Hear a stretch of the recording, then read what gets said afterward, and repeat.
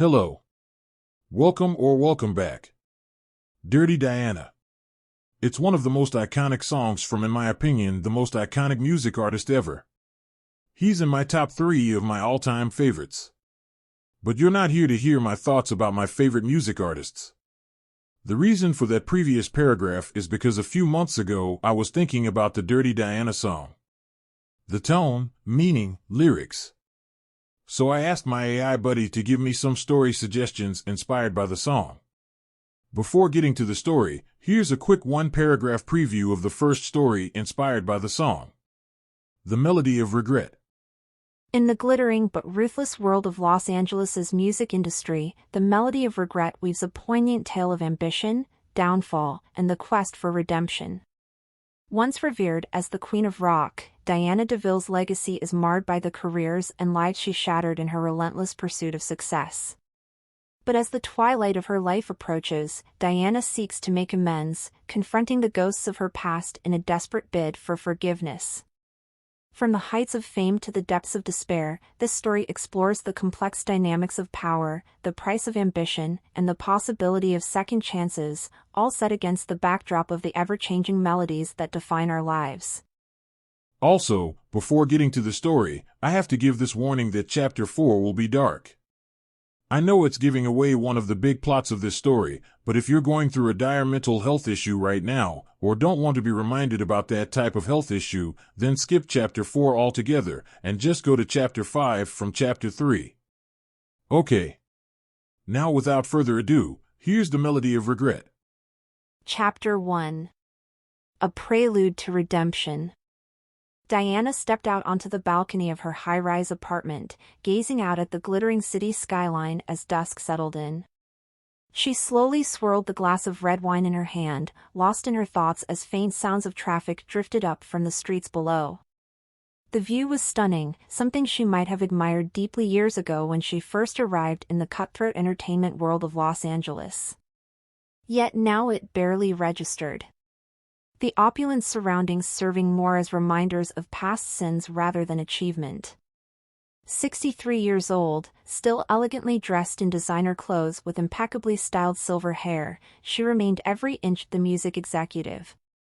But the name Diana Deville no longer commanded the same awe and terror throughout the industry. The Queen of Rock, some magazines had dubbed her during the prime of her decades-spanning career. It was meant as praise back then for her ruthless ability to pluck raw talents from obscurity and transform them into chart-topping sensations within months. However, that moniker took on a more sinister edge over time as the human cost of her methods became better known. She took another slow sip of wine, the bitter taste barely noticeable on her numbed palate. 30 years molding and influencing the music scene according to her personal vision and benefit. The executives at the labels praised her genius for profits while secretly fearing her sway with both artists and fans. Rock stars simultaneously hated her iron control over their careers and desperately sought her golden touch for success. Even the press played nice with the Diana Deville and her star-making machinery during those decadent heydays. But now, forgotten, reviled or, at best, an uncomfortable memory among those who still remembered. Putting aside her half-finished glass, Diana walked back into the silent and darkened condo. The space felt cavernous without the usual entourage and guests that used to flock around the infamous tastemaker. She paused by the baby grand piano she insisted on having shipped to LA from Italy. It had been months since she last played, always too restless from old regrets that filled the quiet spaces of leisure. Her aged hands glided over the dust-flecked keys without pressing down. Lowering herself slowly onto the bench, she stared once more at nothing and nodded softly to herself. Maybe it was time now, with the remainder of years growing short and legacy carved in wounds rather than accomplishments, to offer that most unlikely of gifts. Redemption. If they would let her. Chapter 2. Shards of the Past. The gold-trimmed invitation card felt heavy in Eva's hand, the thick black calligraphy almost mocking in its extravagance. After years striving in dingy clubs and dive bars just hoping to snag a record deal someday, the address embossed on rich cardstock still made her bristle, 1020 Bel Air Road. She knew that address by heart, had dreamed of an invitation to its legendary parties once upon a time. Ms. Eva Grant. The envelope read. Your presence is requested for dinner and cocktails with Ms. Diana Deville. Through the cream-colored vellum, Diana's personal seal stared back in crimson wax. DD framed by a crown of thorny roses. As a teenager, Eva had envied any artist graced by the mark of Diana's patronage, certain it was a ticket to instant fame and adoration. The fantasies of a desperate small-town girl, hungry to escape a life of rural anonymity. Eva's hands trembled, the invitation shaking. Her face contorted into a bitter sneer. At 38 years old, she felt worn thin as paper. Her early stardom having burnt out decades ago, leaving her forgotten by the age of 25. The sweet taste of adoration all too brief before being discarded like trash. She crushed the hateful card in her fist. Diana Deville, the queen who had promised Eva everything only to ruthlessly cast her dreams aside. A youth sacrificed at Diana's altar of influence and power. Eva crossed the dingy apartment to the kitchen counter holding a bottle of cheap whiskey and single glass. She poured herself a generous portion. Downing half the cup in one gulp, she swiped the back of her hand angrily across wet eyes as unwelcome memories flooded in. The nerve of Diana reaching out after so long, as if one dinner could make up for destroying my life and potential. She drank the remainder of whiskey, embracing its searing heat in her throat. What right did Diana have to feel guilty after profiting for so long? Locked away in her ivory tower hoarding industry secrets and contacts that could resurrect a career. Eva hurled the glass tumbler across the room. It shattered, glinting shards scattering across faded wood floorboards. She would find her own success again somehow. And Diana deserved a handsome payback for keeping countless careers hostage. Both past and future stars who could never escape her shadow. The taste of bile and alcohol burning her tongue, Eva vowed to herself. Diana's long-deferred atonement will come at a devastating price. The Queen will finally know what it means to lose everything. Chapter 3. Resurrecting Dreams. Diana stepped cautiously across the faded threshold of the homeless shelter, her heels clicking sharply against cracked linoleum. The smell of disinfectant barely masked other odors. Body odor, vomit, despair. She hesitated, clutching her Gucci bag a bit tighter. This was a far cry from the extravagant world she still moved in. A disheveled older man looked up from a table of mismatched chairs. Recognition slowly registered in his sunken eyes. Well, I'll be damned. Marco rasped, his voice frayed like his clothing. The legendary Diana Deville in the flesh. It's good to see you again, Marco. She struggled to match his worn face with that promising young punk rocker from decades ago. Back when his intense gray eyes radiated with hunger and raw talent rather than resignation. Before she exploited his potential and tossed him aside. Come to sign me again? He chuckled bitterly. Think you can turn poor old Marco into a comeback story? I've come to apologize. Diana took the seat opposite him, ignoring the curious eyes beginning to gather. I used you and ruined your best years for my own glory. I can't undo that damage. But I want to help you get back on your feet. Get you into rehab, find you a place to live. Marco studied her, arms crossed and calloused fingers tapping rhythmically. A residual habit from his former musical career. To her surprise, his mouth twitched into a sardonic half-grin. Well now, must be my lucky day. He leaned back and lit a cigarette, ragged gray hair falling over hardened eyes as he appraised her. The Queen herself feels guilty enough to grant me audience. Diana cast her eyes downward, unable to meet his piercing gaze. For the first time in ages, hot tears pricked the corners of her eyes. Marco blew cigarette smoke upwards, considering her offer as he flicked ashes onto cracked tiles. I appreciate the gesture, Ms. Deville. Maybe it's time this tired bird tried flying again. He stood slowly, joints creaking, though for just a moment, she saw that fiery ambition reignite within. 6 months later, Marco took the stage again for the first time in ages, guitar strapped proudly over his shoulder and hair neatly slicked back. As applause erupted, he grasped Diana's hand and raised it skyward and gestured redemption. The headlines read, Marley embraces his resurrection. Chapter 4. The Final Note. Diana stepped hesitantly into the darkened lounge, straining her eyes until she spotted a lone figure hunched over the bar, nursing a drink. She gingerly lowered herself onto the stool beside him, waving the bartender away when he approached for her order. Caleb? It's Diana. He turned slowly, bloodshot eyes peering from beneath a battered fedora. His unshaven face was pale and gaunt, early wrinkles carved deep. But she instantly recognized those eyes, once shining with optimism and hungry ambition. Now hollow and rimmed red with drink, resentment and faded dreams. Her heart clenched painfully. Well, well. Caleb rasped, his youthful croon ravaged by time and bitterness. The mighty Diana Deville. Slumming it with washed-up has-beens? His laugh sounded more like a choking cough.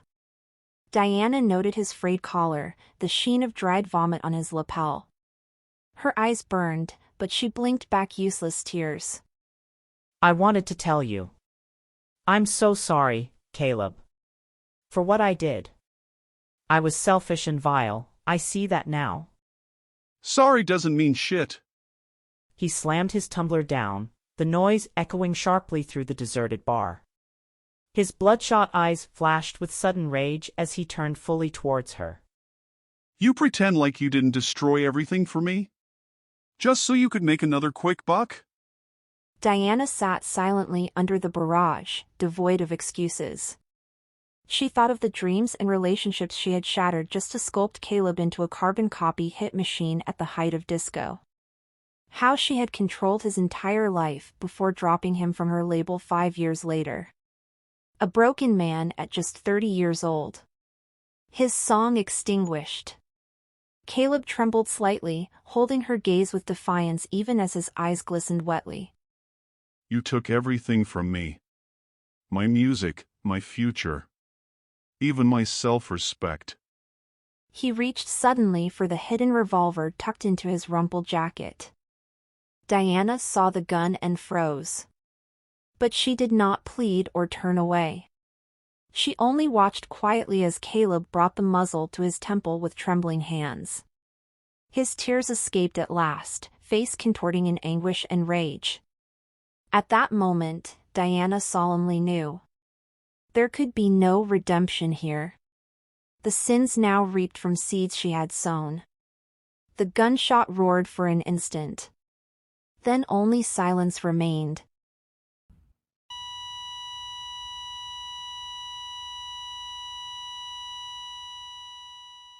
Chapter 5. Confessions Under Fire. Diana stepped up to the cluster of microphones, the applause dying down as a hush fell over the crowded press conference. She adjusted the note cards in her slightly trembling hand, ignoring the barrage of camera flashes. Thank you all for coming. She began, voice echoing through the speakers. I've called this press conference to publicly acknowledge and apologize for reprehensible actions earlier in my career. In my ambition and ruthlessness, I exploited countless music talents, manipulating promising artists to increase my own wealth and influence. She swallowed, mouth dry.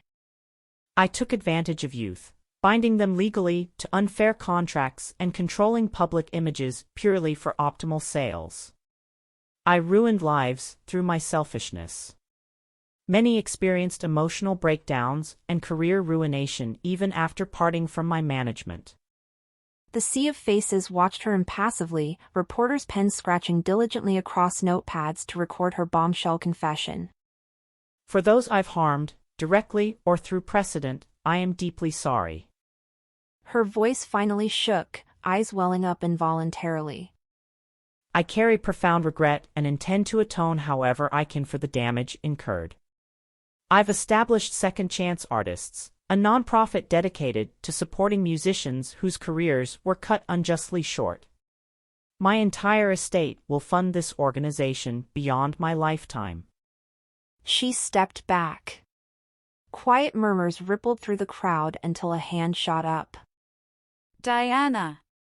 Sylvia with the LA Tribune. The woman's gaze was piercing. Your so-called victims haven't forgotten lives derailed by your influence. Why should anyone believe you're sincere rather than trying to clear your conscience before fading into obscurity? The blunt call-out echoed through the room. Diana froze under the suddenly hostile weight of judgment upon her. The press corps no longer allies, but hungry prosecutors demanding she somehow account for her many sins. Chapter 6. The Reckoning Arrives. Diana smiled softly as she watched Marco accept his Lifetime Achievement Award on the television screen, thanking his sponsor and friend Diana for helping restart his career all those years ago. She took a small sip of champagne, comfortable in her familiar lounge chair. After publicly admitting her past wrongs and establishing the Musician Support Foundation, Diana had found some peace through helping resuscitate the careers she'd callously destroyed. The non-profit had given her renewed purpose in her twilight years. Glancing at the clock, Diana realized it was nearly time for her medication. As she stood, the familiar temptation of her former power briefly gripped her once more. She could leverage the countless industry contacts made through her charity work to find promising new talents. Perhaps inspections and molding some auspicious young stars could ensure her own legacy endured long after. A loud banging at the doors jolted Diana from her thoughts. Before she could react, the double doors burst open and a wild-eyed Eva stormed in clutching an empty vodka bottle. Her makeup was smeared down one cheek and clothing disheveled. Diana. She slurred, eyes blazing. I warned you I'd make you pay one day for everything. Brandishing the broken bottle, she advanced toward Diana. Guards rushed in but froze at Diana's gesture. She gazed calmly at her former protégé. Yes, Eva, I recall your promise years ago. She said gently. I know words can't undo the pain I caused you. Diana stepped forward, arms open beseechingly. I'm ready for whatever justice or vengeance you need to be made whole. The jagged bottle trembled in Eva's fist as she stared back in confusion, rage warring with Diana's unexpected reaction. The queen awaited her fate not with fear, but acceptance. Yes, so when myself and the AI were creating this story that turned out to be the Melody of Regret, it was supposed to be a one-off. But after reading the story back, I realized there are places I can take Diana Deville. Hence why I left the Melody of Regret on a cliffhanger. But before I get to what becomes the fate of Diana Deville, I'm going to go back in time to when Miss Deville was a real bitch. So myself and the AI are going to work on that, so you should hit that subscribe button and hit the notification bell so you'll be notified when the Melody of Regret prequel is released. Okay. That's all for me for now. See you in the future.